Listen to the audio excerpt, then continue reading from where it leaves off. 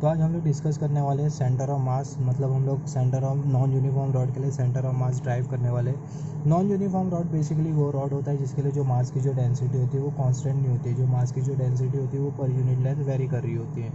तो इस टाइप के रॉड के लिए जो सेंटर ऑफ मास होगा उसको हम लोग ड्राइव करने वाले हैं। सेंटर ऑफ मास मतलब किस लोकेशन पे होगा ये रॉड के। तो हमने कंसिडर किया ये जो रॉड में हम लोग जो डॉटेड लाइन जो है वो इंडिकेट कर रही है कि मास। तो हम लोग देख सकते हैं कि स्टार्टिंग में जो मास की जो डेंसिटी है पर यूनिट लेंथ पर वो कम है, और यहाँ पर वो मास की जो डेंसिटी वो कॉन्स्टेंटली इंक्रीज़ करते जा रही है। तो हमने ये देखा कि जो रॉड है इसकी जो मास की जो डेंसिटी है वो कॉन्स्टेंटली इंक्रीज़ करते जा रही है, मतलब इसकी mass density per unit length पर कॉन्स्टेंट नहीं है। तो इसलिए इस रॉड को हम लोग बोलेंगे नॉन यूनिफॉर्म रॉड। जैसे हम लोग इस डायरेक्शन में जाएंगे, इस डायरेक्शन में हम लोग जाते जा रहे हैं, मास की डेंसिटी इंक्रीज़ होते जा रही है। जो रॉड का जो क्रॉस सेक्शनल एरिया है, ये जो क्रॉस सेक्शनल एरिया है ये है ए। क्रॉस सेक्शनल एरिया रॉड का, इसको हमने ए से कंसीडर किया है। तो इस टाइप के रॉड के लिए हम लोग फाइंड आउट करने वाले हैं सेंटर ऑफ मास। तो हम लोग कंसीडर कर लेते हैं ये रॉड को सबसे पहला एक्सिस में, कोऑर्डिनेट एक्सिस में। ये है वाई एक्सिस और ये है एक्स एक्सिस, ये हमने रॉड कंसीडर किया है। और ये रॉड की जो टोटल जो लेंथ है उसको हमने एल कंसीडर किया है। इसका हम लोग टोटल मास नहीं कंसीडर कर सकते क्योंकि जो डेंसिटी है मास की वो कंटिन्यूसली वेरी करते जा रही है पर यूनिट लेंथ के हिसाब से। और इसका जो क्रॉस सेक्शनल एरिया है उसको हमने ए कंसीडर किया है, और जिस रेट से इसकी डेंसिटी इंक्रीज़ कर रही है उसको हमने के एक्स से कंसीडर किया है। यहाँ पे हमने कंसीडर कर लिया है एक इनफाइनेटसिमल लेंथ, छोटी सी हमने लेंथ कंसीडर की है।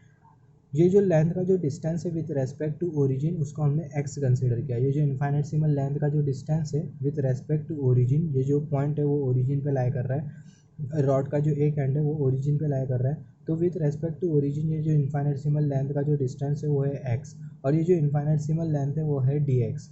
जैसे कि जो मास है जो रॉड के लिए वो वेरी कर रहा है, मास की density per unit length very कर रही है, जिसके वजह से जो डी एक्स लेंथ के साथ जो मास का जो मैग्नीट्यूड है डी एम एसोसिएटेड वो भी कांस्टेंट नहीं है।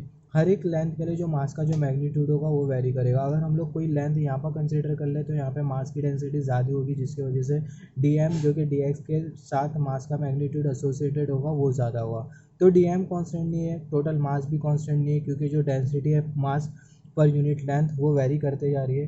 तो हमें डी एम भी फाइंड आउट करना होगा और एम भी फाइंड आउट करना होगा। तो हमने ये कंसीडर कर लिया छोटा सी क्रॉस सेक्शनल एरिया।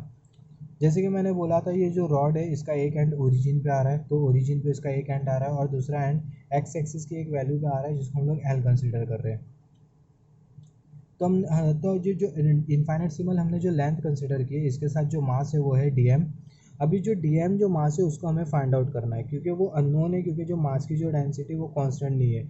तो अगर हम लोग ये इनफाइनेटसिमल लेंथ कंसीडर करें, इनफाइनेटसिमल लेंथ कंसीडर करें जिसका जो वॉल्यूम है वो है डी एक्स, जैसे कि हमने यहाँ पे जो इनफाइनेटसिमल लेंथ कंसीडर किया था जिसका जो वॉल्यूम है वो है डी एक्स, सेम लेंथ हम लोग यहाँ पे कंसीडर करें जिसका जो वॉल्यूम है वो है डी एक्स। तो इसके साथ जो मास है वो है डी एम। यहाँ पे जो मास है डी एम वो दो फैक्टर्स के ऊपर डिपेंड करेगा। सबसे पहला जो वॉल्यूम है डी एक्स का वो कितना है, और उस वॉल्यूम में मास की डेंसिटी कितनी है। मतलब अगर हम लोग कोई छोटा सी वॉल्यूम कंसीडर करें, जैसे कि जो मास की जो डेंसिटी कॉन्स्टेंटली इंक्रीज़ करते जा रही है, तो अगर हम लोग कोई छोटा सी वॉल्यूम कंसीडर करें तो ये छोटे से वॉल्यूम के लिए मास की डेंसिटी कम होगी। और अगर हम लोग ये बड़ा सी वॉल्यूम कंसीडर करें तो ये बड़े वाले वॉल्यूम के लिए जो मास की जो डेंसिटी होगी वो ज़्यादा होगी as compare to the smaller volume. तो ये जो डी एम है जो कि इनफाइनेटसिमल लेंथ के साथ मास का मैग्नीट्यूड एसोसिएटेड है, वो डिपेंड करेगा कि वॉल्यूम कितना है डी एक्स का। ये जो डी एक्स है, ये जो हम लोग जो डी एक्स लेंथ कंसीडर कर रहे हैं इसका वॉल्यूम कितना है, और दूसरा उस वॉल्यूम में मास की डेंसिटी कितनी है। हमने एग्जाम्पल के थ्रू समझा इसमें वॉल्यूम कितना है और ये वॉल्यूम में मास की डेंसिटी कितनी है। अगर ये डी एक्स का वॉल्यूम कम होगा तो मास की डेंसिटी कम होगी, वॉल्यूम ज़्यादा होगा मास की डेंसिटी ज़्यादा होगी, क्योंकि जो मास डेंसिटी है वो कॉन्स्टेंटली इंक्रीज़ करते जा रही है पर यूनिट लेंथ के हिसाब से। तो जो डी एम है वो डी एम हो जाएगा, वो डी एम डिपेंड करेगा वॉल्यूम कितना है डी एक्स का और उस वॉल्यूम में मास डेंसिटी कितनी है। तो जैसे कि जो वॉल्यूम है वो डिपेंड करेगा कि बेस कितना और हाइट कितनी है। तो ये जो हाइट है इसको हमने डी एक्स कंसिडर किया है, जो डी एक्स की जो हाइट है वो डी एक्स ही है, और उसका जो बेस है वो है ए, क्योंकि जो हमने जो क्रॉस सेक्शनल एरिया कंसिडर किया था वो था ए। तो ये है ए क्रॉस सेक्शनल एरिया, और ये जो वॉल्यूम कंसिडर करें उसकी जो हाइट है वो है डी एक्स। मतलब ये जो इनफाइनेटसिमल हमने जो लेंथ कंसिडर किया था, जो इनफाइनेटसिमल जो वॉल्यूम कंसिडर किया था, हमने बेसिकली इनफाइनेटसिमल वॉल्यूम कंसिडर किया है, but for the sake of simplicity मैंने इनफाइनेटसिमल लेंथ कंसिडर किया हूँ। उस लेंथ का जो वॉल्यूम है वो बहुत छोटा है, इसलिए उसको हम लोग इनफाइनेटसिमल लेंथ बोल रहे हैं। तो जो इनफाइनेटसिमल जो लेंथ है उसका जो वॉल्यूम है वो है डी एक्स, और वो जो उसकी जो हाइट है वो डी एक्स सी है, और जो उसका जो बेस है वो है ए। तो वॉल्यूम ऑफ डी एक्स जो कि हो जहाँ ए डी एक्स ये वॉल्यूम की हाइट, इनफाइनेटसिमल जो लेंथ है उसकी हाइट जो कि है डी एक्स, और उसका जो वॉल्यूम है और उसका जो बेस है वो है ए। सिमिलरली जो मास की जो डेंसिटी होगी उस वॉल्यूम में वो होगी के एक्स। हम लोग जब भी कोई भी ऑब्जेक्ट का वॉल्यूम कंसिडर करते हैं तो उसकी हाइट और उसका बेस कंसिडर करते हैं। तो अगेन एंड अगेन मैं सेम चीज़ रिपीट कर रहा हूँ। तो ये जो डी एक्स है, वो जो डी एक्स है उसकी जो लेंथ है उसको हमने डी एक्स ही कंसिडर किया है।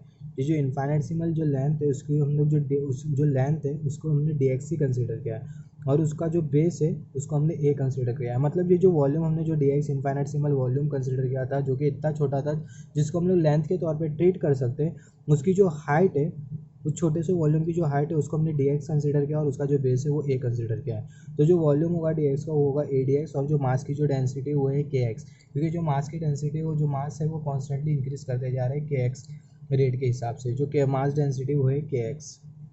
तो अगर हम लोग डी एम को इंटीग्रेट करते हैं तो हमें मिल जाएगा total mass. M is equal to integration D M is equal to integration जो डी एम है वो है A K X by D X. M is equal to A K को हम लोग कॉमन आउट कर लेंगे क्योंकि जो ए और जो के है वो एक्स के ऊपर डिपेंड नहीं करते। जो एक्स है वो डिस्टेंस है इनफाइनेटसिमल लेंथ का विद रेस्पेक्ट टू ओरिजिन। तो इसको जो ए के है जो क्रॉस सेक्शनल एरिया और जो मास डेंसिटी है वो इनफाइनेटसिमल लेंथ के डिस्टेंस के ऊपर नहीं डिपेंड करते जो कि है एक्स। तो इसलिए हमने ए के को कॉमन आउट कर लिया इज इक्वल टू ए के इंटीग्रेशन एल बाई ज़ीरो। अगर हम लोग इंटीग्रेट यहाँ पे हम लोग जो इंटीग्रेट कर रहे हैं वो एक्स के रेस्पेक्ट में कर रहे हैं, और जितनी भी जो इनफाइनेटसिमल लेंथ हमने कंसिडर की थी हर एक इनफाइनेटसिमल लेंथ का जो डिस्टेंस है उसको हम लोग एक्स कंसिडर कर रहे हैं। तो हम लोग कंसिडर कर लेते हैं फॉर द एग्जांपल ये फर्स्ट लेंथ है, सेकंड लेंथ, थर्ड लेंथ, ऐसी बहुत सारी लेंथ होगी। तो जितनी भी जो लेंथ है विथ रेस्पेक्ट टू ओरिजिन उसका जो डिस्टेंस है वो है एक्स। तो इनिशियली जो लेंथ होगी रॉड की जो कि ओरिजिन के एकदम साइड में होगी उसकी जो एक्स वैल्यू होगी वो होगी ज़ीरो, और सिमिलरली जो लेंथ जो कि इस साइड में होगी मतलब रॉड के दूसरे एंड पे होगी जो कि एक्स वैल्यू पर रिसाइड कर रहा है जो कि जिसकी एक्स वैल्यू है एल। तो उस केस में जो एक्स होगा वो एल के बराबर में होगा। मतलब इनिशियली जो इनफाइनेटसिमल लेंथ जो कि ओरिजिन पर रिसाइड करेंगी जो कि रॉड के एकदम स्टार्टिंग एंड पर रिसाइड करेंगी उसके लिए एक्स की वैल्यू ज़ीरो होगी, क्योंकि हमने ओरिजिन पर एक एंड कंसिडर किया, और जो इनफाइनेटसिमल लेंथ जो कि इस साइड में रिसाइड करेंगी उसके लिए एक्स की वैल्यू एल होगी, क्योंकि हमने जो रॉड का जो एक एंड है इस जो एंडिंग का जो एंड है या फिर जो एंडिंग का जो कॉर्नर है उसको हमने एल कंसिडर किया है। तो जो लिमिट होगी वो एक जीरो टू एल होगी। A K is equal to integration zero to L X D X. A K common out हम लोग कर लेंगे वैसा का वैसा ही है ए के। अभी इसको जब हम लोग एक्स को इंटीग्रेट कर देंगे हमें मिल जाएगा X square by two integration L by zero A K L square by to. हम लोग एल को सब्सटीट्यूट कर देंगे एक्स स्क्वायर में, हमें मिल जाएगा ए K L square by to. तो हमें मिल गया टोटल मास जो कि है M is equal to A K L square by to, और जो डी एम के साथ जो मास एसोसिएटेड है मास का जो मैग्नीट्यूड है वो है D M is equal to A K X into D x. अभी हम लोग जैसे कि मैंने बोला था ये जो रॉड है ये जो रॉड एक्स एक्सिस में रिसाइड कर रहा है, तो एक्स एक्सिस की कोई भी एक पर्टिकुलर पॉइंट पे ही ये रॉड का सेंटर ऑफ मास बनने वाला है। तो हम लोग ये रिलेशन यूज़ करेंगे x M is equal to one over m integration x d m. तो जो मास के लिए जो वैल्यू हम लोग वो पुट कर देंगे M is equal to A K L square over two integration D X को हम लोग वैसा ही लिखेंगे, और जो डी एम के लिए जो वैल्यू है A K X into D x वो सब्सटीट्यूट कर देंगे ए K X into D x. जो हमने जो टू न्यूमरेटर डिनोमिनेटर में कंसिडर किया था ए के एल स्क्वायर के उसको हम लोग ऊपर भेज देंगे to A K L square integration जो लिमिट होगी, फिर हम लोग इंटीग्रेट कर रहे हैं एक्स के रेस्पेक्ट में। अगेन हम लोग इंटीग्रेट कर रहे हैं एक्स के रेस्पेक्ट में, और वो जो एक्स है वो हर एक जो इनफाइनेटसिमल लेंथ है उसका डिस्टेंस है विद रेस्पेक्ट टू ओरिजिन। तो जो लिमिट होगी वो होगी ज़ीरो टू एल। इसका रीज़न हम लोग डिस्कस करें, पहला ज़ीरो टू एल इसकी लिमिट की होगी, फिर उसके बाद एक्स स्क्वायर ये एक्स स्क्वायर हो जाएगा ए के डी एक्स। एक्स स्क्वायर को हम लोग इंटीग्रेट कर देंगे टू इंटू ये जो ए के उसको कॉमन आउट कर लेंगे, क्योंकि जो क्रॉस सेक्शनल एरिया और जो मास की जो डेंसिटी पर यूनिट लेंथ वो एक्स के ऊपर नहीं डिपेंड करती है, हमने पहला डिस्कस किया है। तो two A K L square integration L square zero two L X square is equal to जब हम लोग एक्स स्क्वायर को इंटीग्रेट कर देंगे हमें मिल जाएगा जब हम लोग एक्स स्क्वायर को इंटीग्रेट कर देंगे हमें मिल जाएगा X to the power three divided by three L zero. Limit मिल जाएंगी ज़ीरो टू एल। ये जो एल है इसको हम लोग सब्सटीट्यूट कर देंगे एक्स थ्री के लिए, और जब हम लोग ज़ीरो को सब्सटीट्यूट करेंगे पूरा इक्वेशन बन जाएगा ज़ीरो। तो हम लोग सिर्फ एल को ही सब्सटीट्यूट करेंगे हमें मिल जाएगा L to the power three over three two A K L square वैसा ही हमने लिखा equation into L three over three. यहाँ से एक ए कैंसिल हो जाएगा, एक ए कैंसिल हो जाएगा, 3 एल में से एक एल चले जाएगा और हमें मिलेगा एक ही एल। तो जैसे कि मैंने बोला 3 एल में से एक एल, 3 एल में से 2 एल चले जाएगा, 3 एल में से 2 एल चले जाएगा और हमें मिलेगा एक ही एल। 3 एल में से 2 एल हमने कट कर दिए, हमें मिला एक एल, 2/3 एल। जो सेंटर ऑफ मास है वो 2/3 एल।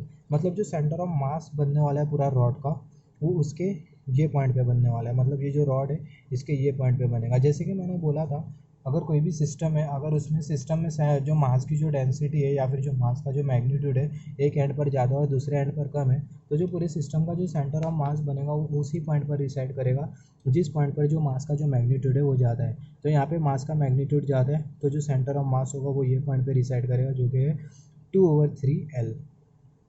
तो हमने फाइंड आउट किया नॉन यूनिफॉर्म रॉड के लिए सेंटर ऑफ मास।